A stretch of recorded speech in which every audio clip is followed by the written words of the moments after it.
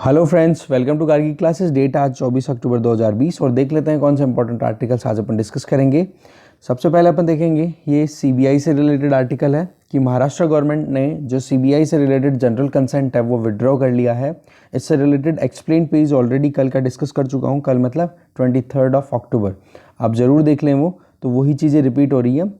ठीक है, तो चीज़ों को यहाँ समराइज़ करने की कोशिश करूँगा मैं डिटेल में। वहाँ पे मैंने बता रखा, आप जाकर के देख सकते हो। बाकी आर्टिकल आप एक बार और रीड आउट कर लोगे, समझ में आ जाएगा। ये है हीट फ्रॉम वॉशिंगटन। अभी जो क्लाइमेट चेंज को लेकर के इधर एक तो है डोनाल्ड ट्रंप, दूसरी तरफ है जो बाइडेन।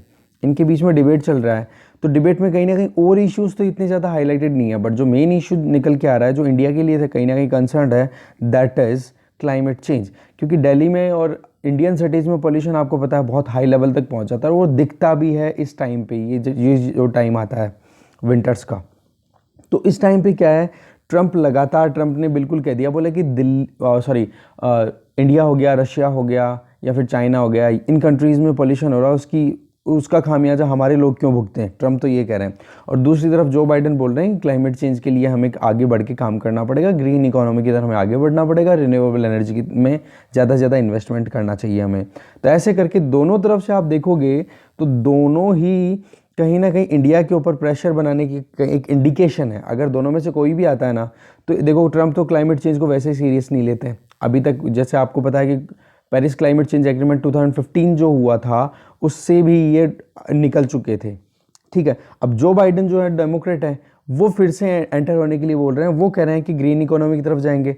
तो यहाँ पर पॉइंट अल्टीमेटली यही आ रहा है कि इंडिया के लिए क्या है। तो इंडिया के लिए इस नीचे वाले पैराग्राफ में एक ही चीज़ बताई हुई है कि इंडिया, अभी आपको पता है कि हम एनर्जी सिक्योरिटी की बात करें तो ज़्यादातर हम कोल एनर्जी पे डिपेंडेंट हैं। अब कोल एनर्जी के लिए कहीं ना कहीं रिव्यू करना पड़ेगा हमें। एक मिक्स ऑफ एनर्जी की तरफ जाना पड़ेगा जिसमें रिन्यूएबल एनर्जी भी ज़्यादा हो और कोल एनर्जी डिक्लाइन करती हुई हमें एक कोशिश करनी पड़ेगी, क्योंकि नहीं तो पोल्यूशन लगातार बढ़ता जाएगा। तो वैसे भी इंटरनेशनल प्रेशर फिर बढ़ता ही जाएगा, क्योंकि इस डिबेट का इफेक्ट है ना इंटरनेशनली बहुत ज़्यादा होता है, क्योंकि यूएसए के इलेक्शन पे हर किसी की नज़र होती है।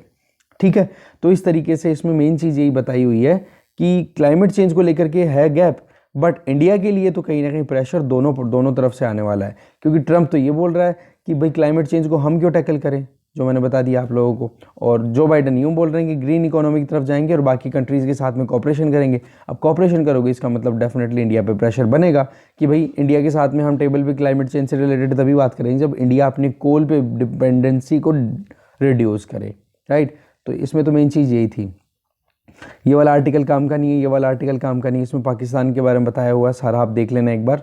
ज़्यादा कुछ काम का नहीं लगा मुझे बताने के लिए, क्योंकि ऑलरेडी बहुत सारे हाँ, अभी बलूचिस्तान के अंदर एक टेररिस्ट अटैक हुआ है, बॉम्ब ब्लास्ट हुआ है, उसके बारे में बताया हुआ है। और रही सही में वहाँ पे जो पॉलिटिकल इंस्टेबिलिटी चल रही है, सारी ऑपोजिशन पार्टीज़ जो रोड पे उतरी हुई हैं इमरान खान गवर्नमेंट के अगेंस्ट में और पाकिस्तान की आर्मी के अगेंस्ट में, उन चीज़ों को लेकर के रही सही में जो इंडिया के साथ में रिलेशनशिप डिटेरियोरेट हो चुकी है। और अफ़गानिस्तान से जो डूरंड इंटरनेशनल लाइन जो बनती है अफ़गानिस्तान पाकिस्तान में, वहाँ पे फेंसिंग की बात कर रहा है पाकिस्तान, वहाँ पे फेंसिंग की कोशिश कर रहा है कैसे भी करके इनफिल्ट्रेशन को रोका जा सके। तो ये चीज़ें कॉमन पाकिस्तान के पर्सपेक्टिव से बताई हुई है, तो आप देख सकते हो, एक बार रीड आउट कर लेना इस आर्टिकल। ज़्यादा कुछ काम का लगा नहीं मुझे। ये वाला आर्टिकल अच्छा है, बट क्वेड से रिलेटेड ऑलरेडी बहुत कुछ डिस्कस कर चुके हैं। इस आर्टिकल को बहुत ही जल्दी से एक क्विक रिव्यू लेंगे इस आर्टिकल का, क्योंकि ये चीज़ें आपको कहीं ना कहीं थोड़ा बहुत कम ज़्यादा पूरा पता है क्वेड के बारे में, कि मालाबार एक्सरसाइज और क्वेड दोनों का क्या रेलेवेंस है और किस तरीके से ये पूरा इमरजेंस में है, अपन देखेंगे। तो दो आर्टिकल हो गए, ये और ये।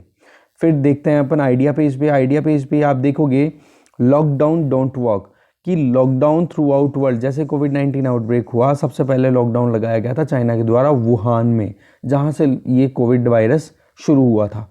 फिर उसके बाद में आप देखो इंडिया हो गया, ये क्या बोलते हैं, यूएसए हो गया, यूरोपियन कंट्रीज़ में इटली हो गया। इटली ने तो चाइना को फॉलो करते हुए जस्ट जल्दी से ही वो अप्लाई कर दिया था लॉकडाउन। तो आप देखोगे कि लॉकडाउन की वजह से जहाँ कंटेन करने की बात की जा रही थी इस बीमारी को, तो कंटेनमेंट हो नहीं पाया और अभी भी कहीं ना कहीं आउटब्रेक कंटिन्यूस होता जा रहा है।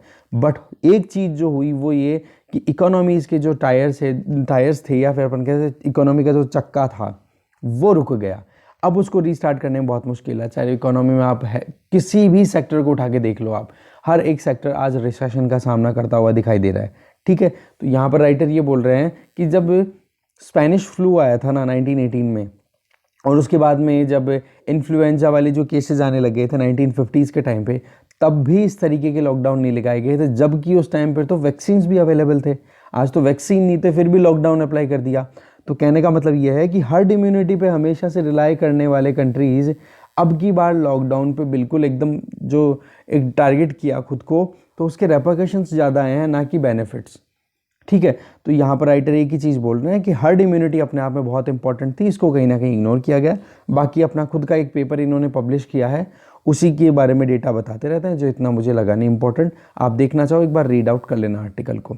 फिर ये 2 आर्टिकल अच्छे हैं, एक तो ये फ्रीइंग द फार्मर्स, जो एपीएमसी मंडियों के बाहर जो फार्मर्स लेन देन कर सकते हैं उससे रिलेटेड, और ये आर्टिकल बहुत अच्छा, सऊदी अरब और इंडिया रिलेशन, और इसमें एंगल है G20 का। ठीक है, तो चलिए स्टार्ट करते हैं discussion. Centres bureau, Maharashtra government ने अभी जनरल कंसेंट अपनी विड्रॉ कर ली है कि सीबीआई जब भी कोई इन्वेस्टिगेशन करेगी महाराष्ट्र में आके, तो वहाँ पर महाराष्ट्र गवर्नमेंट की परमिशन उनको लेनी पड़ेगी। और ये करने वाला महाराष्ट्र इकलौता ऐसा स्टेट नहीं है। रिसेंट टाइम में आंध्र प्रदेश, वेस्ट बंगाल और छत्तीसगढ़ ऑलरेडी कर चुके हैं। इस पूरे प्रोविज़न को अगर हम देखें तो एक हिंट हमें मिलता है कि यहाँ पर ये जो स्टेट गवर्नमेंट से ये कहीं ना कहीं इस चीज़ को लेकर थोड़ा सा कंसर्न रहती है कि सीबीआई में थोड़ा सा सेंटर का ज़्यादा डोमिनेंस रहता है। और सीबीआई पे तो ये भी हम जानते हैं कि ब्लेम बार बार लगता रहता है, ये एक केज्ड पैरट है, ऐसा तोता जो कि किसी पिंजरे में बंद है, और वो ही धुन गाता है जो धुन सेंटर उसको गाने के लिए बोलता है। तो एक तरीके से आप देखोगे एक फॉर्मिडेबल बॉडी बनती जा रही है कि धीरे धीरे इसको लेकर के कि सेंटर अपने खुद के इश्यूज़ को हाईलाइट करने के लिए, डोमिनेंस क्रिएट करने के लिए यूज़ करती है सीबीआई को। तो इन सारे इश्यूज़ को आप इस कंडक्शन को, या फिर जो इतना डेवलपमेंट हुआ है, इसको हम कंसिडर करें तो हमें एक चीज़ बिल्कुल क्लियर होती है कि पिछले 3 दशकों में ये जो सीबीआई है, ये लगातार अपनी जो मॉनिटरिंग पावर है उसमें काम करते हुए देखें तो वहाँ पर ज़्यादा अपनी मास्टर की वॉइस आ रही है, ना कि कोर्ट की। कहने का मतलब एक तो सुप्रीम कोर्ट डायरेक्ट करे कि भाई जाकर के वहाँ पे इन्वेस्टिगेट करो और आप अपनी रिपोर्ट्स हमें सबमिट करो। एक मास्टर जो है, मतलब सेंट्रल गवर्नमेंट की एजेंसी है ये, तो सेंट्रल गवर्नमेंट की ज़्यादा डोमिनेंस यहाँ पे दिखाई देती है रिपीटेडली। अब चाहे वो एंटी करप्शन वॉचडॉग की बात हो, या प्रिलिमिनरी इंक्वायरी हो, कोई एफआईआर से बात रिलेटेड हो, चार्जशीट हो, या कोई भी रिलेटेड केस हो, ठीक है, वहाँ पर आप देखोगे तो सीबीआई कहीं ना कहीं सेंट्रल गवर्नमेंट की बात बोलती हुई या उनके हिसाब से काम करती हुई दिखाई देती है। तो ये जो अभी करंट कॉन्फ्रंटेशन है ना, जिसमें सेंट्रल गवर्नमेंट और स्टेट गवर्नमेंट दोनों आमने सामने खड़े हैं, वहाँ पर हमें दिखाई देता है कि जहाँ जहाँ पर भी ऑपोजिशन पार्टी का रूल है, वहाँ पर सेंटर अपने इस एजेंसी को वेपनाइज करती हुई दिखाई देती है। तो पॉइंट यहाँ पे यही आता है कि सेंटर में गवर्नमेंट अभी एनडीए की चल रही है, नरेंद्र मोदी गवर्नमेंट, और जबकि हम बात करते हैं महाराष्ट्र की, तो वहाँ पर अभी चल रही है कोalition गवर्नमेंट, जिसमें कि शिवसेना लीड कर रही है और सपोर्ट मिल रहा है कांग्रेस पार्टी का और दूसरी तरफ एनसीपी का। तो ऐसे करके उद्धव ठाकरे गवर्नमेंट जो है वो कहीं ना कहीं कंसर्न है। अच्छा, एक चीज़ इसमें क्या आती है कि हम बात करते हैं बार बार कि टीम इंडिया या cooperative federalism, but previous time पे हम देखें ना तो सेंटर स्टेट रिलेशंस जो हैं वो लगातार डाउनवर्ड होते जा रहे हैं, मतलब डिक्रीज होते जा रहे हैं, उनमें स्ट्रेंथ कम आ रही है। अभी रिसेंटली आपको पता है 2-3 आर्टिकल ऑलरेडी बात कर चुके हैं हम लोग कि टीआरपी से रिलेटेड एक स्कैम निकल के आ रहा है। तो वो टीआरपी वाले इशू में महाराष्ट्र गवर्नमेंट नहीं चाहती कि सेंट्रल गवर्नमेंट की एजेंसी सीबीआई इन्वेस्टिगेट करे, क्योंकि सुशांत सिंह राजपूत का केस जैसे सीबीआई ने हैंडओवर किया तो आपको पता है पूरा प्रोविज़न क्या था कि महाराष्ट्र पुलिस ने तो उस केस को ट्रीट किया था एज ए सुसाइड अटेम्प्ट, ठीक है। जबकि एनडीए गवर्नमेंट जो बिहार की है, अभी नीतीश कुमार जो वहाँ के चीफ मिनिस्टर हैं, उनकी गवर्नमेंट ने डिमांड किया कि वहाँ पर सीबीआई की इन्वेस्टिगेशन होनी चाहिए। तो सीबीआई सीधा एंटर कर गई और बिना महाराष्ट्र की गवर्नमेंट की परमिशन के। तो आप यहाँ पे देख सकते हो महाराष्ट्र पुलिस को ह्यूमिलिएशन का सामना करना पड़ा, और वहाँ पर जो एक पॉलिटिकल सिनेरियो था वो ज़्यादा निकल के आया, बजाय कि ज़्यादा इन्वेस्टिगेशन ग्रास रूट लेवल पे।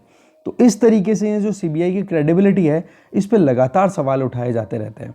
अब सीबीआई की बात करें तो हमेशा से गवर्नमेंट जो है एक फर्स्ट पोर्ट की तरह ट्रीट करती है कि जब भी कोई इन्वेस्टिगेशन, कहीं भी कोई प्रॉबिंग करनी हो तो सबसे पहले सीबीआई को लेकर के आओ। और सीबीआई हमेशा से एक ऐसी एजेंसी रही है जिस पे कॉन्फिडेंस रहा है एक इंडिविजुअल को और हर किसी को। तो इस तरीके से सीबीआई की रेपुटेशन जो है ना उसको डाउन नहीं होने देना चाहिए। आप जानते हैं कि एक हमारे इंडिया में जो इंडिपेंडेंट जुडिशरी है वो बहुत इंपॉर्टेंट रोल प्ले करती है जस्टिस को इंश्योर करने के लिए।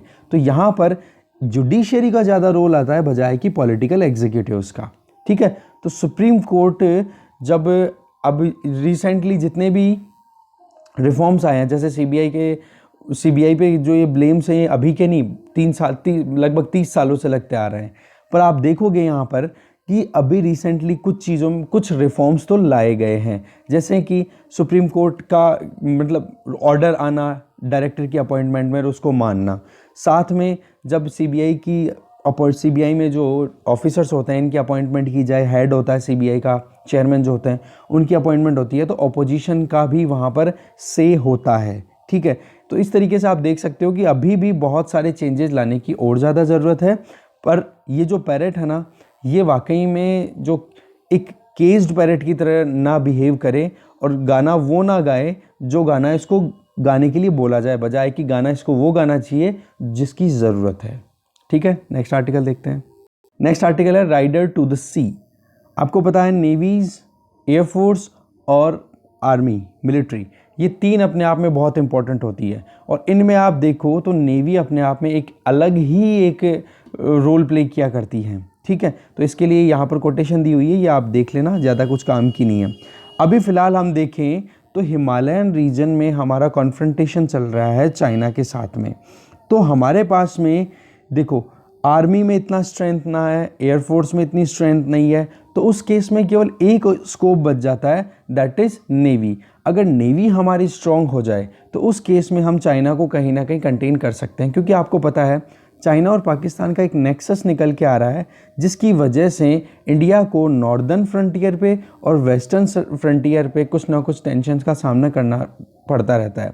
तो यहाँ पर मैरीटाइम जो है, जिसमें आप मालाबार एक्सरसाइज की बात करें पर्टिकुलरली, तो वो बहुत ही इंपॉर्टेंट रोल प्ले कर रहा है आज के टाइम पे। आपको पता है मालाबार एक्सरसाइज 1992 में इंडिया और यूएस की नेवीज़ के बीच में शुरू हुआ था, और फिर उसके बाद में ये ट्राइलेटरल बन गया कब, 2015 में, जब जापान को भी इंट्रोड्यूस कर लिया। अब इसको और ज़्यादा एक्सपेंशन मिल रहा है जब ऑस्ट्रेलिया को अलाउ कर दिया गया है ज्वाइन करने के लिए 2020 की एक्सरसाइज जो नवंबर में होगी। तो आप देखोगे कि इस पूरे प्रोसीजर में जियोपॉलिटिकल सिग्निफिकेंस आ रही है इंडो पैसिफिक रीजन की, और इसके अलावा आप देखोगे तो यहाँ पर कुछ कॉनन्ड्रम्स भी दिखाई देते हैं, मतलब कुछ ना कुछ एक तरीके से कन्फ्यूजन वाली चीज़ भी आती है। पहली चीज़ कॉनन्ड्रम कौन सा, कि भाई अब क्या डिस्टिंक्शन रह गया है मालाबार और क्वेड में। क्वेड में भी तो 4 यही कंट्रीज जो मालाबार में अब 2020 एक्सरसाइज में पार्टिसिपेट करेंगे। दूसरा कि मालाबार एक्सरसाइज 1992 में शुरू हुई थी, उस टाइम पर तो एक चीज़ थी कि इंडिया जो है इंडिया ने रिफॉर्म लाए थे 1991 में एलपीजी। तो इसके लिए इंडिया के लिए कहीं ना कहीं एक नॉन अलाइनमेंट पॉलिसी से बाहर निकल करके और इंडिया कहीं ना कहीं लिबरलाइज मतलब प्राइवेटाइजेशन की तरफ जा रहा था, मतलब हो गया यूएसए वाली पॉलिसीज़ पे चलना शुरू हो गया था। तो यूएसए और इंडिया के बीच में कहीं ना कहीं आप कॉपरेशन देख सकते हो। जबकि मालाबार 2020 एक्सरसाइज जो होगी वहाँ पर आप देखोगे जो चाइना है, सॉरी ऑस्ट्रेलिया है, वो चाइना के थ्रेल्डम से बाहर निकलेगा, मतलब उसकी पकड़ से बाहर निकलेगा। तो ये 2 सिग्निफिकेंट चीज़ें हो रही हैं इस टाइम पे, आप देख सकते हो। क्वेड मालाबार में कोई डिस्टिंक्शन ज़्यादा दिखाई नहीं दे रहा क्योंकि चारों कंट्रीज वो के वो हैं, और दूसरी तरफ आप देखोगे तो जैसे ही मालाबार एक्सरसाइज शुरू हुई थी 1992 में, तब तो इंडिया के लिए एक मौका था इमरजेंसी के लिए, और दूसरी तरफ आज देखो मालाबार 2020 में तो ऑस्ट्रेलिया के लिए मौका है। अब बात आती है कि चाइना का जो एक्सट्रीम कंसर्न हमेशा से रहा है मालाबार को लेकर के, और रही सही में क्वेड को राइज होते हुए देखते हुए, तो वहाँ पर एक पॉलिसी दिमाग में आती है चाइना की, that is containment policy of America, जो कि अमेरिका ने कोल्ड वार के टाइम पे जियोपॉलिटिकल स्ट्रेटजी के पॉइंट ऑफ व्यू से यूज़ किया था, और अल्टीमेटली उसका रिजल्ट हुआ था यूएसएसआर का कोलैप्स। पर आपको पता है कि चाइना जिस तरीके से अपने कंडक्ट कर रहा है, जैसे एग्रेशन दिखा रहा है, तो उसकी वजह से कहीं ना कहीं एक ट्रेपिडेशन मतलब एक चिंता का कारण बना हुआ है वो क्वेड मेंबर्स के बीच में। तो आप यहाँ पर देखोगे कि जिस तरीके से चाइना अपनी एग्रेशन दिखा रहा है, वहाँ पर इंडिया भी कहीं ना कहीं अपने अलर्टनेस शो कर रहा है, क्योंकि चाइना ने लगातार बॉर्डर इश्यूज को लेकर के इंडिया पर प्रेशर बनाया है। अपने हिसाब से एक ब्लैटेंट टेरिटोरियल क्लेम करता है, कभी बोलता है ये रीजन मेरा है, कभी बोलता है वो रीजन मेरा है। तो ऐसे करके इंडिया कहीं ना कहीं कंसर्न था। तो इंडिया ने बिना कोई डिले किए मैरीटाइम डोमेन में इस पूरे सिनेरियो को बैलेंस करने की कोशिश की और मालाबार एक्सरसाइज में ऑस्ट्रेलिया को अल्टीमेटली इन्वाइट कर लिया। अब बात आती है कि मालाबार एक्सरसाइज जो है इसको एक रेलेवेंस कैसे मिलती है। दूसरी बात ये आती है कि क्वेड की ओरिजिन कहाँ से होती है। देखो 2004 में सुनामी आई थी इंडियन ओशन में, तो उस टाइम पे इसको ग्रेट एशियन सुनामी भी बोला जाता है।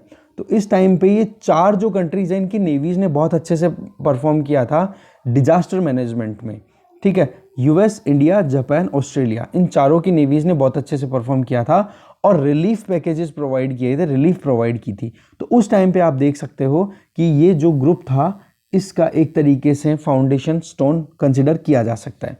फिर उसके बाद में आप देखोगे तो यूएसए के जो मेंबर थे, डिप्लोमेट थे, जिनका नाम था मार्क ग्रॉसमैन, तो उन्होंने ये कहा था ये एक ऐसा ऑर्गेनाइजेशन है जो आज तक न तो कभी मिला है, ना कभी कोई कम्युनिक इन्होंने डिक्लेयर किया है, ना कोई सेक्रेटरीट बना है। तो इस तरीके से इसकी सक्सेस और इसकी डिमाइस इसका कुछ आइडिया नहीं है। कहने का मतलब ये है कि ये ग्रुप क्वेड जो था इसके बारे में पहले ऐसी बातें होती थी कि भाई ये क्या होगा, ग्रुप केवल ये बातें ही कर रहे हैं, इनका अभी तक कोई एक सॉलिड प्लेटफॉर्म नहीं बन पाया है। बट आज के प्रेजेंट सिनेरियो में हम देखें तो जो ट्रेडिशन है उससे थोड़ा हट कर के काम हो रहा है, ठीक है। चाइना ने भी रिपीटेडली कहा है कि ये तो एक सी फॉर्म की तरह है क्वेड, ये आने वाले टाइम पे ख़त्म हो जाएगा, ठीक है। बट ऐसा कुछ है नहीं, क्योंकि अब धीरे धीरे क्वेड और मालाबार के कॉन्सेप्ट को सब्सटेंस मिलना शुरू हो गया है। क्योंकि चाइना जैसे जैसे अपने एग्रेशन दिखा रहा है तो इंडिया ने तो ये चीज़ बिल्कुल अच्छे से भांप ली है कि it is a clear and present danger. इसलिए इसको चाइना को कंटेन करने के लिए इंडिया ने एक मौका नहीं चूका कि क्वेड को और मालाबार को जल्दी से जल्दी हम यूज़ करें चाइना को कंटेन करने के लिए। दूसरा, चाइना का जो एम्बिशियस प्रोजेक्ट है that is BRI, belt and road initiative, उसके लिए इंडिया इकलौता पहला एक कंट्री था जिसने बिल्कुल क्लियर बोल दिया कि भाई आप अपने घरों के खुद के पुलों को मत जलाओ बीजिंग के साथ में मिल करके, क्योंकि बीजिंग का डेट ट्रैप का या फिर अलग ही मंसूबे हैं पूरी दुनिया के लिए।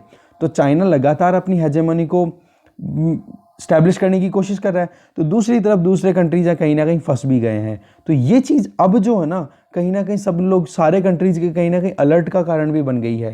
तो आज देखो इंडो पैसिफिक अगर कॉन्कर्ड की बात करें तो एशिया और आप बात करो अमेरिका के रीजन की या ऑस्ट्रेलिया को इंक्लूड करें तो चाइना कहीं ना कहीं क्या दिमाग लगाता है, ये एशियन नेटो तैयार हो रहा है मेरे अगेंस्ट में। तो इसमें कोई डाउट भी नहीं है, क्योंकि चाइना लगातार अपनी तरफ से ऑफेंसिव एटीट्यूड लगाता जा रहा है। पर हाँ, एक चीज़ बिल्कुल क्लियर है कि इसको नॉर्मल टर्म्स में हम अगर इंडियंस की तरफ पॉइंट ऑफ व्यू से देखें तो ये एशियन नेटो नहीं है, क्योंकि इस ग्रुप का न तो कोई ऑफेंसिव टारगेट है ना कोई प्रोवोकेटिव कॉनोटेशन है कि हम कोई जानबूझ करके किसी दूसरे देश के अगेंस्ट में नहीं जाएंगे। कोई हमारे ऊपर अटैक करेगा तो हम डेफिनेटली जवाब देंगे, इसका ये काम है। तो क्वेड और मालाबार अपने आप में बहुत इंपॉर्टेंट है। हाँ, इसके लिए क्या किया जा सकता है, तो राइटर कुछ इनोवेटिव आइडियाज़ देते हैं। देखो, एक तो ये कि पोर्ट ब्लेयर में इसका सेक्रेटरीट या फिर कोई मेन हेड क्वार्टर स्टैब्लिश किया जा सकता है अंडमान आइलैंड्स में, क्योंकि चारों तरफ से आप देखो तो ये सेंटर में रहता है चारों कंट्रीज़ के लिए, अंडमान वाला रीजन। दूसरा आप देखें तो ये क्या क्या एक्टिविटीज़ कर सकते हैं, क्या क्या एक्टिविटीज़ परफॉर्म कर सकते हैं। नंबर 1, यहाँ ये जो नेवीज़ हैं ये ह्यूमैनिटेरियन असिस्टेंस, डिज़ास्टर रिलीफ इनमें काम कर सकती हैं। नॉन ट्रेडिशनल थ्रेट अगर कहीं पे है तो उनको काउंटर करने में काम कर सकती हैं। सर्च और रेस्क्यू ऑपरेशंस को कंडक्ट कर सकती हैं और मैरीटाइम नेटवर्क में अपने डोमेन अवेयरनेस को ज़्यादा एक्सपेंड कर सकती है। तो कहने का मतलब गुड ऑर्डर एट सी अगर ओशंस की बात की जाए तो वहाँ पर एक अच्छा राइट ऑर्डर स्टैब्लिश करने के लिए ये ग्रुप काम कर सकता है। इसी तरीके से हम अगर क्वेड की बात करें तो क्वेड में हम देखें तो अभी ऑस्ट्रेलिया ऑलरेडी आप देखोगे तो ऑस्ट्रेलिया का आना, ऑस्ट्रेलिया का पार्टिसिपेट करना और इंडिया का इस चीज़ के लिए आगे बढ़ना कि एक तो क्वेड को एक तरीके से स्टैब्लिश किया जाए प्रॉपर वे में। दूसरा, अभी नवंबर में अभी अक्टूबर में ही मीटिंग होने वाली है 2+2 यूएसए और इंडिया के बीच में। तो बेका, basic exchange and cooperation agreement, ये एक्सप्लेन्ड पेज पे मैं बहुत डिटेल में एक्सप्लेन करता हूँ। पढ़ चुके हो आप, दैट्स ओके, नहीं पढ़ते हो तो प्लीज़ आप एक बार एक्सप्लेन पेज ज़रूर देखा करो। हाँ, ये बात ठीक है कि 3 बजे के लगभग आता है, बट मेरे पास में क्या अभी ऑफलाइन क्लासेस हो रहे हैं तो वो लेनी पड़ती है, इसके लिए फिर मुझे थोड़ा सा टाइम देना पड़ता है। तो यूँ मान लो 4:30 बजे से लेके कंटिन्यूसली मैं 12 बजे तक बिजी हूँ। फिर उसके बाद में थोड़ा थकान होती है, रेस्ट करता हूँ, फिर 3 बजे फिर 3:15 3:30 के लगभग मैं आपका एक्सप्लेन पेज डालता हूँ। ठीक है, तो आप थोड़ा सा अगर वेट कर सके तो उस हिसाब से नहीं, आप खुद से पढ़ लिया करो। एक्सप्लेन पेज पे ये सारी डिटेल ऑलरेडी डिस्कस्ड है। तो बेका भी हो गया, क्वेड भी हो गया, बट यहाँ पर सवाल ये आता है कि ऑस्ट्रेलिया को जब एडमिट किया जा रहा है क्वेड में तो कुछ सवाल है, क्योंकि हमारी मेमोरीज को अगर हम थोड़ा सा खंगालें तो ऑस्ट्रेलिया ने 1998 में जब हमने पोखरण 2 न्यूक्लियर टेस्ट किया था तो बहुत ज़्यादा बेइज्जती की थी इंडिया की, कि किस तरीके से इंडिया जो है वो एक न्यूक्लियर पावर बन गया और इर्रेस्पॉन्सिबल कंट्री है। दूसरा, चाइना के प्रेशर की वजह से, बीजिंग के प्रेशर की वजह से ऑस्ट्रेलिया ने प्रीवियसली हमें यूरेनियम देने से भी फ्लिप फ्लॉप एटीट्यूड अपनाया, कभी हाँ कभी ना वाला, क्योंकि फिर उसके बाद में रही सही में क्वेड का प्रोविज़न शिंजो अबे ने 2007 में कर दिया था, क्योंकि 2004 में तो आपका क्या हो गया था, सुनामी वाला केस हो ही गया था। फिर उसके बाद 2007 में शिंजो अबे जो जापान के प्राइम मिनिस्टर, उन्होंने ये कह दिया, बोले क्वेड ग्रुप एक स्टैब्लिश हो जाना चाहिए हमारे साथ में। तो उस केस में भी ऑस्ट्रेलिया ने खुद को विड्रॉ कर लिया था 2008 में, एक कह सकते हैं ना प्रीएम्प्टरी विड्रॉल कर लिया था कि हाँ नहीं, हम ही एक बार हाँ ना, मतलब क्लैरिटी नहीं थी वहाँ पर पे। तो कह सकते हैं कि ऑस्ट्रेलिया का आप इंट्रोडक्शन कर रहे हो तो उसके साथ में तो हमारा पूरा प्रीवियस जो एक तरीके से कह सकते हैं ना कि हमारा एक्सपीरियंस क्या रहा है, तो वो हमें भूलना नहीं चाहिए। तो बेका और क्वेड ये अपने आप में बहुत इंपॉर्टेंट है।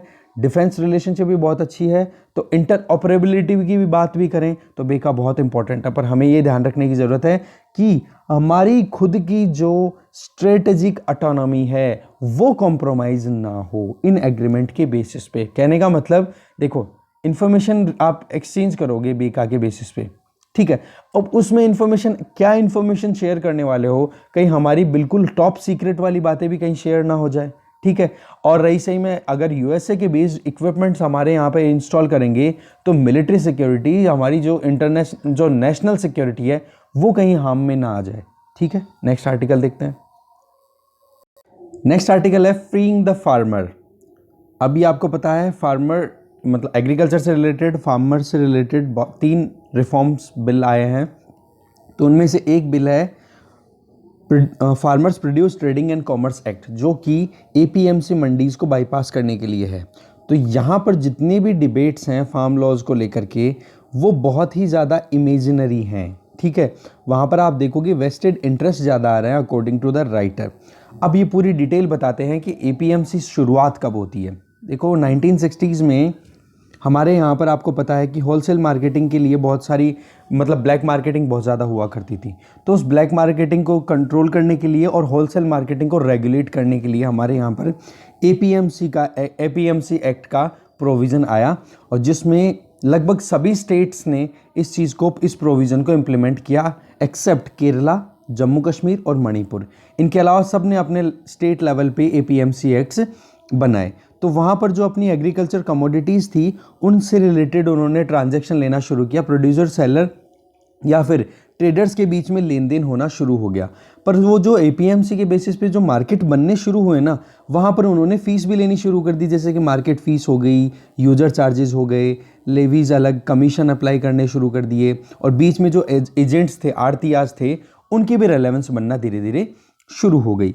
अब एपीएमसी मंडीज़ के अंदर क्या वहाँ पर इंफ्रास्ट्रक्चर है, कैसी कमोडिटीज़ वहाँ पे सेल आउट हो रही है, कौन सा स्टेट वहाँ पर है, तो उनके हिसाब से सारा का सारा प्रोविज़न देखते हुए अलग अलग स्टेट्स ने अलग अलग स्टेट्स में एपीएमसी मंडियों के ये टैक्सेस, कमीशन और ये जो कुछ भी चार्जेस थे ये वेरी कर रहे थे। तो शुरुआती सालों की हम बात करें तो एपीएमसी एक्ट ने बहुत हेल्प की कि कैसे भी करके माल प्रैक्टिसेस को कंट्रोल किया जाए और फार्मर्स को फ्री मार्केट अवेलेबल कराया जाए, जहां पर उनका खुद का एक्सप्लॉयटेशन ना हो, और जो मिडिलमैन, जो बाहर एपीएमसी मंडियों की बाहर की तरफ जो मिडिलमैन हुआ करते थे, आड़तीये थे, वो ज़्यादा इनका शोषण ना करें, ठीक है। इसके अलावा मर्केंटाइल कैपिटल भी अवेल कराई जा सके। कहने का मतलब फार्मर्स के लिए शुरुआती सालों में एपीएमसी मंडी ने अच्छा काम किया, एपीएमसी एक्ट्स ने अच्छा काम किया। पर जैसे ही 1991 में हम जैसे ही एलपीजी पॉलिसी लेकर के आते हैं, मार्केट थोड़ा सा प्राइवेटाइजेशन की तरफ जाना शुरू होता है, तब जाकर के एपीएमसी मार्केट्स का गोल्डन पीरियड खत्म होना शुरू हो जाता है। फिर उसके बाद में जैसे जैसे 2006 की तरफ हम पढ़ते हैं तो मार्केट फैसिलिटी जो एपीएमसी मंडीज में मिलनी चाहिए वो डिक्लाइन करती हुई दिखाई दी। वो कहीं ना कहीं जिस तरीके से, जिस पेस के साथ में एग्रीकल्चर में ग्रोथ दिखाई देनी चाहिए थी एलपीजी पॉलिसी के बाद में, जो कि इंडस्ट्री और सर्विस सेक्टर में देखी गई, इंडस्ट्री में इतनी नहीं, सर्विस सेक्टर में ज़्यादा देखी गई इंडिया में, वो एग्रीकल्चर में नहीं दिखाई दी। उसकी वजह क्या थी? क्योंकि मार्केट फैसिलिटी कहीं ना कहीं वीक थी।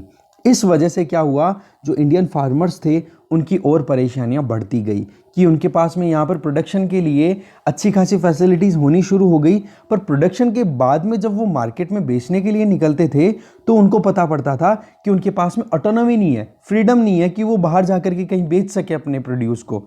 तो इस चीज़ को ध्यान में रखते हुए लगातार ये डिमांड चलती आ रही थी पिछली गवर्नमेंट्स के सामने कि आप एपीएमसी एक्ट्स को थोड़ा सा डाइल्यूट करो और फार्मर्स को एक ऑटोनॉमी करो कि वो एपीएमसी मार्केट के बाहर भी अपना प्रोड्यूस को सेल आउट कर सके। ठीक है, तो इस केस में क्या होता है, मिडिल मैन को थोड़ा सा साइड में करना पड़ेगा। अब मिडिल मैन का यहाँ पर कोई ना कोई अड़ंगा लगता रहता था, इस चक्कर से अभी तक भी प्रॉपर रिफॉर्म्स नहीं लाए गए। तो पुअर मार्केट इंफ्रास्ट्रक्चर, ज़्यादा प्रोड्यूस होना और उनको outside of the APMC mandis sell ना कर पाना, ये कहीं ना कहीं ज़्यादा परेशानियों का कारण बनती जा रही थी और फार्मर्स को लगातार इस बात पे लूटा जा रहा था बिचौलियों के द्वारा। तो आप देखोगे यहाँ पर जो मेन पर्पस था कि माल प्रैक्टिसेस को ख़त्म करना, उसके लिए एपीएमसी मार्केट्स को इस्टेब्लिश किया गया था, वो चीज़ें नहीं हो पाई। बट जैसे जैसे टाइम बीता, इंफ्रास्ट्रक्चर और सर्विस जो प्रोवाइड करनी चाहिए थी वो चीज़ें एपीएमसी मार्केट्स ने नहीं प्रोवाइड की। मंडियाँ आज भी वैसी ही हैं जैसी आज के 20 साल पहले थी। इन्होंने न तो इंफ्रास्ट्रक्चरल एडवांसमेंट किया, न वहाँ पर फार्मर्स को कुछ भी एक तरीके से कहते हैं ना एक इनिशिएटिव दिया जाए या फिर उनको कोई ना कोई इंसेंटिव्स दिया जाए कि भाई चलो ठीक है आप यहाँ पर आके सेल आउट करोगे तो ये फ़ायदा मिलेगा। तो एपीएमसी मार्केट्स को स्टेट गवर्नमेंट ने यूज़ करना शुरू कर दिया रेवेन्यू जनरेशन के लिए। अब वो चाहे कमीशन चार्जेस के बेसिस पे हो या फिर टैक्सेस के बेसिस पे हो, जबकि इम्प्रूवमेंट कुछ हुआ नहीं सर्विसेज में। तो एक तो ये वजह है कि एपीएमसी मंडीज़ को हमने बाईपास क्यों करने की कोशिश की। दूसरा कि आप फार्मर्स के प्रोटेस्ट को अवॉइड ही करना चाह रहे थे। जैसे कि अभी देख रहे हो, जैसे पंजाब हरियाणा में फार्मर्स के प्रोटेस्ट हो रहे हैं, बहुत ज़्यादा हुए, और इस वजह से पंजाब की असेंबली ने तो ऑलरेडी बिल भी पास कर दिए हैं कि एमएसपी दी जाएगी। बट एमएसपी दी किस पे जा रही है? केवल वीट पे और नॉन बासमती राइस पे। ठीक है, तो वो तो भाई एफसीआई ही तो परचेज करता है ना। एफसीआई का मतलब सेंट्रल गवर्नमेंट परचेज करती है। तो ये चीज़ मैं बता चुका हूँ प्रीवियस आर्टिकल में, सॉरी अपन डिस्कस कर चुके हैं ये ऑलरेडी प्रीवियस आर्टिकल्स में, कि ये जो पूरा का पूरा बर्डन है ये कहीं ना कहीं सेंट्रल गवर्नमेंट पे ज़्यादा आ रहा है, बजाय कि दूसरे और सेगमेंट पे, चाहे वो प्राइवेट प्लेयर हो या फिर कोई और ट्रेडर हो। तो इस केस में हमारे यहाँ पर ट्रेड कॉम्पिटिटिवनेस लाने की बहुत ज़्यादा ज़रूरत है। और ट्रेड कॉम्पिटिटिवनेस आई तो देखो, कंपटीशन हमेशा मार्केट के लिए अच्छा रहता है और जो सेलर्स और जो परचेजर्स हैं उनके लिए बहुत फ़ायदेमंद रहता है, क्योंकि अच्छा लेवल बनता है, अच्छा इंफ्रास्ट्रक्चर डेवलपमेंट होता है। तो इन सारे ड्रॉबैक्स को देखते हुए, सभी स्टेक होल्डर्स को ध्यान में रखते हुए और जो प्रेशर लगातार बनता आ रहा है उसको ध्यान में रखते हुए सक्सेसिव गवर्नमेंट्स ने कोशिश तो बहुत की, बट एपीएमसी एक्ट्स को रिमूव नहीं कर पाई। और अब जो गवर्नमेंट आई है इसकी विल पावर अच्छी है, तो इस वजह से उन्होंने लॉन्ग पेंडिंग इश्यूज़ को या जो मार्केट रिफॉर्म्स आने चाहिए थे एग्रीकल्चर सेक्टर में वो लेकर के आए हैं। तो एफपीटीसी एक्ट जो है वो फार्मर्स को एक फ्रीडम प्रोवाइड करता है कि वो अपने एग्रीकल्चर प्रोड्यूस को सेल या फिर बाई कर सकता है कंट्री के किसी भी कोने में जाकर के, एपीएमसी मार्केट के अंदर भी तो बाहर भी। तो ऐसे आप देख सकते हो ऑटोनॉमी कितनी ज़्यादा ही है। सीधा फार्मर्स अपने एग्रीकल्चर प्रोड्यूस को ई कॉमर्स प्लेटफॉर्म से रिलेटेड जितनी भी वेबसाइट्स हैं वहाँ पर भी अपना प्रोक्योरमेंट या सेलिंग कर सकते हैं। तो आप देख सकते हो कितनी ऑटोनॉमी फार्मर्स के पास में आ चुकी है इन बिल्स के बाद में। रही सही में हम देखें, जो एफपीटीसी एक्ट जो है वो एपीएमसी मंडीज पर इतना ज़्यादा असर नहीं करेगा, बट डिपेंड ये करेगा कि वो कैसे परफॉर्म करते हैं। कैसे हैं? देखो, इंडिया में टोटल 25 स्टेट्स हैं जहाँ पर एपीएमसी एक्ट ऑलरेडी चल रहे हैं। तो वहाँ पर आप देखोगे लगभग 12 ऐसे स्टेट्स हैं जिन्होंने ना तो कोई कमीशन अपना फाइनलाइज कर रखा है, ना अपने एक्ट के अंडर में कोई नोटिफाइड क्रॉप है उनके पास में। तो ओवरऑल आप देखोगे तो एपीएमसी मंडीज़ का जो मेन प्रोविज़न होना चाहिए कि कौन सा एग्रीकल्चर प्रोड्यूस यहाँ पे सेल होगा, कितना कमीशन है, वो वेरी करता रहता है। अब वेरी करेगा तो फिर बाद में वही चीज़ें फार्मर्स का एक्सप्लॉइटेशन कंटिन्यू बनता रहेगा। रही सही में यहाँ पर ये पूरे पैराग्राफ जो बता रहे हैं ना, यहाँ पे आप देखो कि अलग अलग स्टेट्स में अलग अलग चार्जेस हैं। तो पंजाब और हरियाणा वाला आप पर्टिकुलर देखोगे, आप देख लेना एक बार, क्योंकि डेटा ही है इसमें, ये इतना काम का नहीं है। पॉइंट यहाँ पे जो निकाल के लेके आ रहे हैं वो मैं भी बता दूंगा। पंजाब और हरियाणा में आप देखोगे तो मंडी में चार्जेस लगभग प्रोड्यूस के 8.5% हैं, समझ गए। और बाकी देखो 3.5% है, कहीं 1.5% है, कहीं 1% है।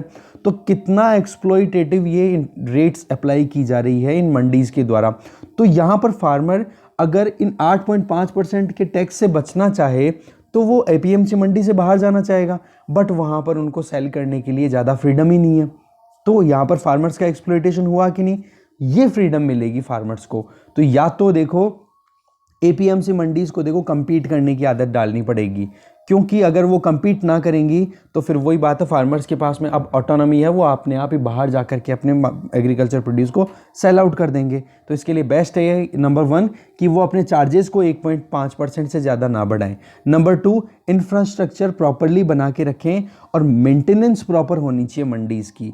तीसरा, जो बिचौलिए हैं उनकी प्रॉपर रेगुलेशन होने की ज़रूरत है, जिससे कि वो ज़्यादा एग्जॉर्बिटेंट चार्जेस ना लगाएं। जैसे कि एक आर्ग्यूमेंट आता रहता है कि फार्मर्स इतने अवेयर नहीं है कि वो किस प्रोडक्ट को उनको कहाँ बेचना है, नहीं तो दुकान जा करके वो भटकते रहेंगे। पर वहाँ पर ये भी तो देखने वाली बात है ना कि उनको प्राइस अच्छी मिलेगी तो उनको थोड़ा बहुत अगर हार्डशिप का सामना करना पड़ रहा है तो घाटा क्या है। दूसरा, मोबाइल एप्लीकेशन बेस्ड आजकल बहुत सारे काम होने लग गए हैं, इलेक्ट्रॉनिक प्लेटफॉर्म बेस्ड। तो उनके सामने ऑल ओवर इंडिया क्या मार्केट प्राइस चल रही है, जैसे मान लो गेहूं की क्या चल रही है, दाल की क्या चल रही है, तो वो थ्रू आउट इंडिया अपने प्रोड्यूस को सेल आउट कर सकते हैं। तो पॉइंट यही आ जाता है कि देखो एपीएमसी मंडीज को कॉम्पिटेंट बनना पड़ेगा, कंपटीशन में आना पड़ेगा प्राइवेट चैनल्स के साथ में, तब जा करके फार्मर्स के पास में भी ऑटोनॉमी आएगी और एपीएमसी मंडीज की रेलेवेंस भी बनती रहेगी। तो हमारे यहाँ पे कॉम्पिटिटिव स्पिरिट की कमी है, वो लाने की ज़रूरत है। जैसे कि आपको पता है आज बीएसएनएल की कोई बात ही नहीं करता है, जो कि गवर्नमेंट की कंपनी है ना, क्योंकि compete करने में फेल हो रही है। वो कहीं ना कहीं जो इन्वेस्टमेंट आना चाहिए वो नहीं आ रहा है, या फिर देखो जितना क्वालिटी फैसिलिटी या फिर सर्विसेज प्रोवाइड करनी चाहिए वो फैसिलिटीज़ नहीं दे पा रहा है। इस वजह से वही चीज़ यहाँ पे आप थोड़ा सा रिलेट कर सकते हो। नेक्स्ट आर्टिकल देखते हैं, a leader for difficult times.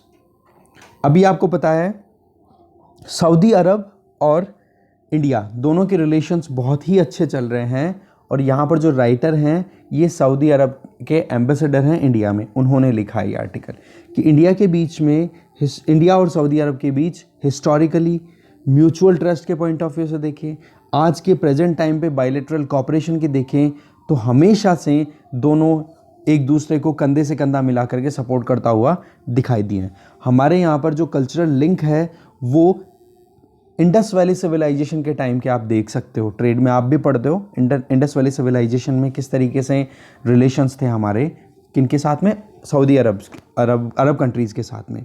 तो एक तरीके से आप देख सकते हो हिस्टोरिक बॉन्ड्स भी है। और रही सही में जो अभी सऊदी अरब जो मेन हेड हैं जिनका नाम है क्राउन प्रिंस मोहम्मद बिन सलमान, इनकी फर्स्ट विजिट न्यू दिल्ली में हुई फरवरी 2019 में।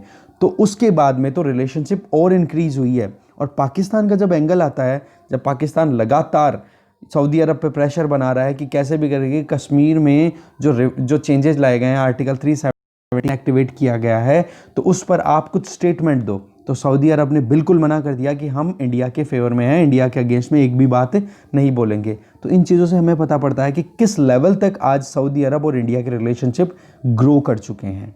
आज देखो सऊदी अरब जो है वो G20 का प्रेसिडेंट है, और उसी टाइम पे आप देखो कि हमारे यहाँ पर जो ग्लोबल कम्युनिटी है वहाँ पर कुछ ना कुछ समस्याओं का सामना करना पड़ रहा है, जिनमें से एक है रिसेशन। और रिसेशन भी किसकी वजह से, पेंडेमिक कोविड-19 की वजह से। दूसरी तरफ स्ट्रेटेजिक कोऑपरेशन की बात आए तो वहाँ पर भी आज देखें तो दोनों कंट्रीज़ के बीच में रिलेशनशिप अच्छी बनती जा रही है, और वहाँ पर G20 की जब बात आए तो और भी ज़्यादा स्ट्रेंथ मिल जाती है। एक दूसरे को हम म्यूचुअली रिस्पेक्ट करते हैं, कोऑपरेट भी करते हैं और वैल्यूज़ भी हमारी शेयर्ड हैं। तो G20 की प्रेसिडेंसी जब सऊदी अरब के पास में आई तो उसके बाद में सऊदी अरब ने बहुत ही इस ग्लोबल पीरियड को डेलिकेटली ट्रीट करने की कोशिश की है, क्योंकि आज कोविड-19 की वजह से सारी इकोनॉमीज़ जो हैं वो रिसेशन का सामना करती हुई दिखाई दे रही हैं। तो यहाँ पर जो G20 इकोनॉमीज़ हैं, जो वर्ल्ड की मेन जो बड़ी 20 इकोनॉमीज़ हैं, उन पर और ज़्यादा रिस्पॉन्सिबिलिटी बढ़ जाती है कि वो कोऑर्डिनेटेड मैनर में ग्लोबल रिस्पॉन्स दे इस क्राइसिस को हैंडल करने के लिए। तो सऊदी अरब की प्रेसिडेंसी के लिए बार बार रिपीटेडली अपने इसी को बोलते हैं कि 2030 का जो विज़न है सऊदी अरब का, वो अपने आप में बहुत ही इंपॉर्टेंट है, जिसमें हम ध्यान दे रहे हैं सोशियो इकोनॉमिक हर्डल्स को ख़त्म करने की। जिसमें सबसे इंपॉर्टेंट है कि अभी रिसेंटली एक रिपोर्ट रिलीज़ हुई है यूनाइटेड नेशन की, जिसका नाम है वर्ल्ड बैंक की, कि world banks women business and the law report, जिसमें सऊदी अरब 190 कंट्रीज़ में से नंबर 1 रैंक आया है, क्योंकि वहाँ पर अब हम वुमेन को लिबरेट करने की कोशिश कर रहे हैं। आपको पता होगा कि सऊदी अरब में अब रूलिंग जो है वो मेनली सुन्नीज़ की है। अब सुन्नी थोड़े रेडिकल चलते हैं। अब रेडिकल कंट्री में वहाँ पर अगर लिबरलाइजेशन थोड़ा बहुत भी आता है तो वहाँ पर आप समझ सकते हो कि वहाँ पर ज़ीरो में, एक तो ज़ीरो, और ज़ीरो में अगर आपने 5 चेंज किया तो 5% इंक्रीमेंट, और एक आप 100 पे ऑलरेडी हो और फिर आप 5 का करते हो तो कितना डिफरेंस हो, आप खुद देख सकते हो कितना ज़्यादा चेंजेस आ चुके हैं। तो इस केस में आप देखो कि सऊदी अरब में अभी जो वुमेन का जो पार्टिसिपेशन है धीरे धीरे बिजनेस में हो गया, एजुकेशन में हो गया, उनका एम्पावरमेंट हो गया, उसके लिए बहुत अच्छे कदम उठाए गए हैं। तो सऊदी अरब धीरे धीरे लिबरल किंगडम की तरफ बढ़ता जा रहा है, मतलब लिबर्टीज़ दे रहा है अपने सिटीजन्स को। दूसरी तरफ अब बात करें तो प्रॉस्पेरिटी की बात आती है, तो वहाँ पर ऑल इंक्लूसिव प्रॉस्पेरिटी की बात की जाती है G20 की जब भी बात आती है, और उसमें भी सऊदी अरब हमेशा से कोऑपरेट करता है। रही सही में 21st सेंचुरी की जो अपॉर्चुनिटीज़ हैं उनको रियलाइज़ करने के लिए जो G20 का मेन थीम है, उस थीम को अगर स्टडी करें, that is realizing opportunities of the 21st century for all, इस बेसिस पे काम किया जाता है G20 में। तो आप देख सकते हो कि वर्ल्ड की प्रोग्रेस के लिए सऊदी अरब कितना कमिटेड है, कितना ज़्यादा काम करने की कोशिश कर रहा है। खुद के लोगों को एम्पावर करना, यूथ हो गए, वुमेन हो गई, इनका एम्पावरमेंट, इनइक्वालिटीज़ को टैकल करना, प्लेनेट को सेफ गार्ड करना, और उसके साथ में कलेक्टिव एफर्ट्स के लिए एफर्ट्स लगाना कि कैसे भी करके नेचुरल रिसोर्सेज को प्रोटेक्ट किया जाए और सस्टेनेबिलिटी इंश्योर की जा सके। तो ऐसे करके ये इसकी मेन हार्ट आप कह सकते हो, कोर वैल्यूज है जिन पे बेस्ड सऊदी अरब प्रेसिडेंसी इन G20 काम कर रही है, अकॉर्डिंग टू द राइटर, जो कि सऊदी अरब के एम्बेसडर हैं हमारे इंडिया में। इसी तरीके से आप देखोगे तो वुमेन एम्पावरमेंट, उनके लिए अपॉर्चुनिटीज़ क्रिएट करना, तो उसके लिए G20 ने ऑलरेडी एक प्लेटफॉर्म बना रखा है जिसमें सऊदी अरब बहुत अच्छे से कंट्रीब्यूट कर रहा है, दैट इज़ एम्पावर। तो ये आप लिख लो, प्रीलिम्स पॉइंट ऑफ व्यू से इंपॉर्टेंट है कि एम्पावर एक तो किससे रिलेटेड है, देखो वुमेन के एम्पावरमेंट से रिलेटेड है। किस ग्रुप की है, तो ये G20 ग्रुप की है। और ये अलायंस किसका है, गवर्नमेंट अलायंस है या कैसा, तो देखो एम्पावर जो है ये प्राइवेट सेक्टर अलायंस है, ठीक है। तो इस तरीके से आप देखोगे कि लीडरशिप रोल कैसे इंक्रीज किया जाए वुमेन का प्राइवेट सेक्टर में, उसके लिए ये काम करता है एम्पावर, जो पूरा प्रोजेक्ट है, जिसकी फुल फॉर्म हो गई क्या होगी, एक सेकेंड मैं इसको हटा दूं, हाँ, ये empowerment and progression of womens economic representation, ठीक है। तो इसमें आप देखोगे कि कैसे भी करके लीडरशिप पोजीशन में प्राइवेट सेक्टर में वुमेन को पार्टिसिपेशन इंक्रीज कैसे किया जाए, उसके लिए काम करता है एम्पावर G20 के अंडर में। इसके अलावा आप देखो इनोवेशन, टेक्नोलॉजिकल एडवांसमेंट, वो लगातार बढ़ाए जा रहे हैं, उनमें कंट्रीब्यूशन लगातार दिया जा रहा है, और नए नए फ्रंटियर्स निकलते आ रहे हैं, जैसे कि आर्टिफिशियल इंटेलिजेंस की हम बात करें, हेल्थ इश्यूज़ को टैकल करना, एजुकेशन सिस्टम को और ब्रॉडन करना और स्ट्रॉन्ग बनाना। तो वहाँ पर भी आज देखो सऊदी अरब लेड G20 ग्रुप जो आज काम कर रहा है, बहुत अच्छे से टैकल करने के लिए अपनी तरफ से कंट्रीब्यूट किए जा रहा है। रही सही में पेंडेमिक जो आया है कोविड-19, दिस वाज अनफोर्सीन, उसमें भी कहीं ना कहीं अपनी तरफ से G20 बहुत अच्छे से कंट्रीब्यूट कर रहा है। वो कैसे कर रहा है मैं आपको बताऊंगा अभी आगे। सऊदी अरब की प्रेसिडेंटशिप में G20 ने रेजिलियंट एटीट्यूड रखा है कि कोई भी प्रॉब्लम, रेजिलियंस का मतलब क्या होता है कि कोई डिजास्टर आ गया तो आपका सिस्टम पूरा कितना उस डिजास्टर को फेस करने में कैपेबल है, नंबर 1, और उस डिजास्टर के जाने के बाद में आपने रिकवरी कितनी जल्दी की, वो होती है रेजिलियंस। तो रेजिलियंस पे ध्यान दिया है, और ग्लोबल एक्शन क्या है उसमें एक फोकस लाना, ठीक है। स्पीयर हेडेड का मतलब होता है एक फोकस्ड वे में, ठीक है, कि कैसे इस पैंडेमिक को टैकल किया जा सके। तो आपको पता है G20 लीडर्स की समिट ऑलरेडी हुई है मार्च में, जिसमें मिनिस्ट्रियल मीटिंग हुई, और साथ में जो सेंट्रल बैंक के जो गवर्नर्स हैं उनकी मीटिंग्स भी हुई। तो उन्होंने भी कहीं ना कहीं और अच्छे से कदम उठाने की कोशिश की है कि इस कोविड-19 की वजह से जो रिसेशन आया, उसकी वजह से जो गरीब देश हैं, पुअरेस्ट कंट्रीज़ हैं, उनके ऊपर प्रेशर कम किया जाए। तो उन्होंने एक कदम उठाया जिसका नाम है डेट सस्पेंशन सर्विस इनिशिएटिव। कहने का मतलब, जिनको आपने उधार दे रखा है उन उधारों को तो थोड़ा ढीला करो, थोड़ा रिलैक्स करो, और उनको सर्विस प्रोवाइड करो, नहीं वो लोग ज़्यादा परेशान हो रहे हैं। क्योंकि आपको पता है इनइक्वालिटीज़ ऑलरेडी बहुत ज़्यादा बढ़ चुकी हैं कोविड-19 की वजह से। तो इनइक्वालिटीज़ कोई सोसाइटी में ही नहीं, सोसाइटी में दैट मीन्स ग्लोबल लेवल पे भी गरीब देश बहुत ज़्यादा गरीब हो गया, अमीर देश जो है वो लगातार अमीर बनता जा रहा है, जैसे चाइना अपनी एग्रेशन दिखाई रहा है। तो आप देख सकते हो कि किस तरीके से G20 अपना रोल इंपॉर्टेंटली प्ले कर रहा है। तो ये आप जरूर देखना कि डेट सस्पेंशन सर्विस इनिशिएटिव किस ग्रुप का है, G20 का है, लिख लेना आप, ये भी इंपॉर्टेंट हो गया। तो G20 के रेलेवेंस से रिलेटेड अगर कोई कहीं पे लिखना पड़े, कोई आए, तो आप जरूर ये आर्टिकल बहुत इंपॉर्टेंट अपने हिसाब से। रही सही में आप देखो, लगभग 46 कंट्रीज को बेनिफिट किया गया है, लगभग $14 बिलियन की इमीडिएट लिक्विडिटी रिलीफ दे करके 2020 में आप देख सकते हो। इसी हिसाब से आप देखोगे कोविड-19 के बाद में जो रिसेशन आया है उसको टैकल करने के लिए जो G20 के पूरे कंट्रीज हैं उन्होंने मिलकर लगभग अभी तक अनप्रेसिडेंटेड वे में एक मनी इंजेक्ट किया, लगभग $11 ट्रिलियन, जिनमें इंडिया भी है, यूएस भी है, जापान भी है। सारे कंट्रीज ने इकोनॉमी को सर्कुलेट करने की, मतलब ग्लोबल इकोनॉमी कैसे भी ब्रेक ना लगे, ठीक है, उसी के लिए फिर फिस्कल स्टिमुलस दिए हैं। वो लगभग ऑल ओवर वर्ल्ड कितने हैं, $11 ट्रिलियन, जो कि बहुत बड़ा अमाउंट है। तो G20 अपने आप में बहुत इंपॉर्टेंट पिलर है वर्ल्ड इकोनॉमी में। इसी हिसाब से आप देखोगे तो इंडिया और सऊदी अरब दोनों एक अच्छे टुमारो के लिए एस्पायर करते हैं, तो दोनों को साथ में भी चलना चाहिए। एम्बिशियस रिफॉर्म इंडिया ने भी लेकर आए हैं, इंडिया भी अपनी इकोनॉमी को मॉडर्नाइज करता जा रहा है, लगातार नए नए एक स्कोप्स ओपन कर रहा है कि जैसे आपको पता होगा सऊदी अरब भी अब इंडिया में इन्वेस्ट करने वाला है। अभी तक सऊदी अरब का क्या था कि कैसे भी करके क्रूड ऑयल बेस्ड जो एनर्जी जिससे सिक्योरिटी जो वर्ल्ड को प्रोवाइड करता था उस पे बेस्ड काम चल रहा है। अब हो क्या रहा है, रिन्यूएबल एनर्जी भी बेस्ड ज़्यादा इकोनॉमीज काम कर रही है, क्योंकि क्लाइमेट चेंज सबसे बड़ी प्रॉब्लम है। तो उसको टैकल करने के लिए इंडिया तो ऑलरेडी इंटरनेशनल सोलर अलायंस का लीडर है, तो इंडिया तो रिन्यूएबल एनर्जी पे बहुत ज़्यादा रिलाई करने वाला है, क्योंकि चाहे महंगी पड़े चाहे सस्ती पड़े। कई बार होता है ना कि वो मैंने बताया था आपको कि भाई जेब से पॉकेट से पैसा खर्च करोगे तभी आपकी लीडरशिप आएगी, ठीक है। तो उस केस में इंडिया को ISA का लीडर होने की वजह से रिन्यूएबल एनर्जी की तरफ जाना पड़ रहा है, और वर्ल्ड में ये ट्रेंड चल चुका है। तो उस केस में सऊदी अरब जो कि पूरा एक एनर्जी रिसोर्सेज पे बेस्ड इकोनॉमी है, तो वो अपनी इकोनॉमी को भी डाइवर्सिफाई करना चाह रहे हैं। तो ये एक एंगल आप समझना है, ये आर्टिकल में नहीं बताया गया है, ये चीज़ ज़रूर आपको समझनी चाहिए, क्योंकि वहाँ पर और ज़्यादा इसको एग्रीकल्चर इतनी अच्छी नहीं होती है अरब कंट्रीज़ में, वहाँ पर एनर्जी रिसोर्स जब तक नहीं थे तब तक वो बहुत ज़्यादा परेशान थे, ठीक है। तो इस तरीके से G20 की प्रेसिडेंसी अभी किसके पास में, सऊदी अरब। 2022 में इंडिया इसका प्रेसिडेंट बन जाएगा। तो पॉइंट इतना सा आता है कि गवर्नमेंट और इंडिया के लोगों के साथ में सऊदी अरब मिलकर काम करना चाहता है, और इसी तरीके से हम 21st सेंचुरी की अपॉर्चुनिटीज़ को रियलाइज़ कर सकते हैं, ठीक है। ये आर्टिकल डिस्कशन यहीं ख़त्म होता है।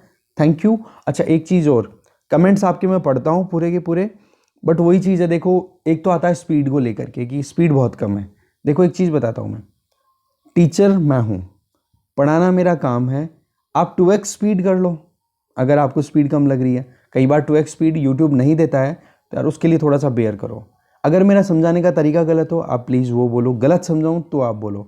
स्पीड का आप वो मत करो, स्पीड के चक्कर में एक्सीडेंट हो जाएगा। Okay, thank you.